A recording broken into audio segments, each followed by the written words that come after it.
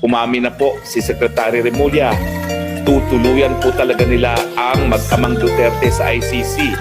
Kinumpirma niya na dahil po sa mga resolusyon na ipinasa ng Kamara, ngayon daw ay makikipagtulungan na sila sa ICC at ang pinaka-importanting pagtutulungan ay yung pag-aaresto sa mag-ama kapag sila po ay naisyuhan na ng warrant of arrest.